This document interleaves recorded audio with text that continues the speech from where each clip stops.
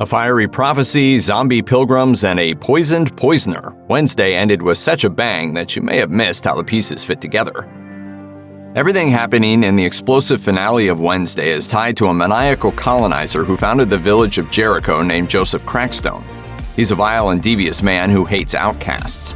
Even though the outcasts lived in this part of North America before he and his ilk ever arrived there, he wants to eradicate them from the face of the earth. His prejudice sets the stage for the show's exploration of bigotry through a fantastical lens. One of those outcasts is an ancestor of Wednesday Addams, who also happens to look exactly like her, named Goody Addams. Her family is killed by Crackstone, but she escapes and vows vengeance. She kills Crackstone, curses his soul, and puts him in a casket sealed with a blood lock to keep him from ever returning. When Wednesday first visits Jericho, Sheriff Donovan tells her exactly what he thinks of her father. That man belongs behind bars for murder. Upon further investigation, Wednesday discovers that when her parents were students at Nevermore, Gomez was accused of killing a normie named Garrett Gates. The truth is that Garrett was a descendant of Joseph Crackstone tasked with killing everyone at Nevermore with nightshade poisoning. However, Garrett was so obsessed with Morticia that he tried to kill Gomez so that he could have her. During their altercation, a vial of nightshade poison shattered in his pocket, killing him. Following the death of Garrett, his sister Laurel flees the country and is believed to have drowned later on. However, Laurel Gates fakes her death. Like the rest of her family, she hates outcasts and can't stand the fact that they built a school for them on her ancestors' land and killed her brother. So Laurel builds a new identity, Marilyn Thornhill. She returns to Jericho and manages to secure a teaching position at Nevermore. The school sees having a normie on the staff as a first step in bringing outcasts and normies together, but it's all a ruse. Thornhill's mission from the very beginning is to resurrect her fallen ancestor and allow him to finish his work. This line of thinking is reminiscent of modern races who preach the virtues of the good old days, but Thornhill takes it to the extreme by literally bringing someone from the old days back to achieve his bigoted goals. Typically, I have great admiration for well-executed revenge plots, but yours was a bit extreme. The ending of the season was prophesized around the same time Morticia and Gomez attended Nevermore. A fellow student who is a powerful seer has a vision of the school burning. She recreates the image in a book that is locked away in a library hidden in the lower regions of Nevermore. It depicts a pilgrim battling a pig-tailed young girl. That student is so convinced that the girl in the picture will destroy the school that she eventually orders her son Rowan to kill her if he sees her. As it turns out, though, psychic visions aren't the most reliable when it comes to seeing the future. We do see Wednesday confronting a pilgrim, but she isn't there to destroy the school, she's saving it. This again plays into the idea that the way we see the world can be obscured by our biases. As Morticia informs Wednesday, psychic visions are personalized. If you're optimistic or a dove, you see happy visions. If you're pessimistic or a raven, you see doom and gloom. The woman who prophesied the final battle must have been a raven because she assumed disaster was coming when it was actually salvation. Nevermore was created to be a safe haven where outcasts can learn and socialize without the fear of being discriminated against. Of course, if you put enough people together, cliques and social groups start to form. Such is the case when Wednesday arrives. While everyone there is considered to be strange and different, they still more or less interact the way normies do. Wednesday is too weird even for them. That doesn't mean she's incapable of making friends, however. She eventually finds a group of her own. Her roommate Enid is a werewolf who can't transform. Eugene spends all his time with bees and has zero friends. Xavier grew up rich with a famous father, but he's nothing like him. Even Bianca, the coolest of the cool kids, doesn't quite fit in because she's a siren. Her voice can control people, so she never knows that the people around her genuinely like her or are compelled by her voice to do what she says.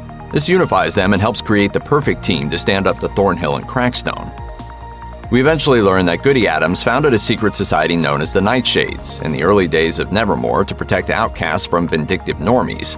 Wednesday discovers the location of their headquarters by matching the watermark on the drawing of the prophecy with the statue of Edgar Allan Poe and solving a riddle. As it turns out, the society still exists, and they invite Wednesday to join them. She declines because even a secret society is too social for her. Still, the fact that she was able to discover them earns her some points. They don't all become her friends exactly, but when she informs them of the fight that is about to take place, they stand with her to protect Nevermore and outcasts in general. When Wednesday arrives at Nevermore, there's a monster killing people. The sheriff has been telling everyone it's a bear, but bears don't remove body parts and leave with them. Tell the bears back. You don't really believe that, Sheriff. No, I don't. Through her investigation, Wednesday discovers the monster is called a Hyde. These beasts are human, but transform when triggered by traumatic events or chemical injections. The identity of the Hyde is the main mystery carrying the series. Hides are tied to the people who liberate them, considering them to be their masters. Thornhill knows this, and she also knows that the sheriff's son Tyler is a Hyde. Following the death of his mother, Thornhill manipulates him and becomes a surrogate parental figure. She then chains him to a cave, injects him with her elixir, and forces him to transform into a Hyde to kill people and steal their body parts to help her resurrect Crackstone. Like many of the characters in this show, Wednesday's perky and colorful roommate Enid is at war with herself. On the one hand, she seems to get along with most of the kids at school and always has a sunny disposition, but she's incapable of wolfing out and is ashamed of that. For most of the show, the most that changes is her nails. She's worried that her inability to transform will lead to her family disowning her. If she isn't part of a pack, werewolf society will shun her and she will die alone. This fear drives most of her decisions. However, things start to change when she stands up to her mother and proclaims she is her own person. From that point on, she stops operating out of fear and begins acting out of love. During the Blood Moon, when Nevermore is under attack, she finally wolfs out, subduing Tyler in his Hyde form and protecting Wednesday. Enid?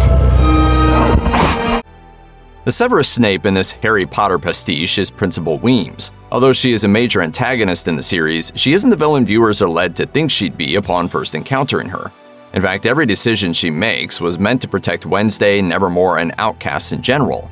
She wants to make sure Outcasts are never seen as evil or dangerous so they would be accepted by normies. What's so tragic about this is the fact that her memories of Nevermore aren't the rosiest. While Morticia and Gomez remember Nevermore being the greatest years of their lives, she recalls mostly disappointment and loneliness. Such good times we had, didn't we, Larissa? Some of us better than others. She has every reason to be the villain, but she sees the good in people and that drives her to always do what she believes is the right thing. Yes, Wednesday and her friends save the school from Thornhill and Crackstone, but Weems dedicates her life to protecting Nevermore, and that makes her a true hero. Eugene is a stereotypical nerd who is so isolated from his peers that the mere fact that his classmates are willing to visit his beekeeping sanctuary makes him so excited he essentially pledges his life to them. It would be easy to write him off as desperate for companionship, but it's a little more complicated than that. Eugene doesn't just help Wednesday with her investigation because he wants a friend, he does so because he believes in his own fuzzy moral code. Snitchers get stung. It's Hive code. Basically, Eugene understands that every bee in a hive works together to serve and protect the queen. He is so in tune with these creatures that he adapts their social structure to his own life. During the Poe Cup, Wednesday has a vision when touching Joseph Crackstone's crypt. In it, she is visited by her ancestor Goody, who tells her, You are the key. You might think that this is a metaphor, but nope, it's literal. After all, Goody trapped Crackstone's body in a casket sealed with a blood lock. As Thornhill explains in the final episode, the only way to open it is to spill the blood of an Adams on the night of a blood moon. Thornhill sacrifices Wednesday and successfully resurrects Crackstone. However, that's not the only key Goody was talking about. Wednesday is also the only person who can vanquish Crackstone for good by stabbing him in his heart. As she lies there dying, the spirit of Goody passes through her thanks to her necklace and heals her wounds, freeing her to face Crackstone and end his reign of terror forever. The town of Jericho serves as a visual metaphor for the division happening in the series. It's a quaint town built on stolen land with a massive school meant for outcasts looming over it. Although the money Nevermore brings into the town keeps it thriving, the citizens there hate the fact that weirdos are living on their land. They have an amusement park called Pilgrim World that teaches people all about the early days of the town's settlement. It is mentioned in the series itself that this worship of pilgrims ignores the genocide of native people and whitewashes history. Beyond paying lip service to this, however, the show examines this dichotomy through a visual metaphor.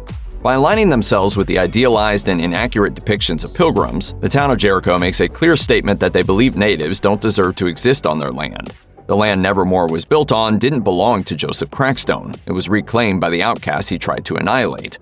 The final showdown between Wednesday and Crackstone seems like an intentional comment on colonization, as it is literally the descendant of a long line of outcasts, Wednesday, who battles an actual colonizer, Crackstone.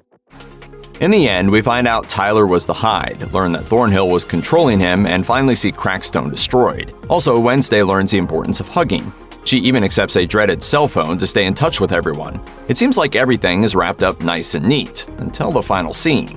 As paramedics transport Tyler to the hospital, he begins transforming into Hyde form, suggesting that we haven't seen the end of him. Additionally, there is still the question of Wednesday's stalker. When examining a music box found in Laurel Gates' room, she finds a secret compartment with photos of herself.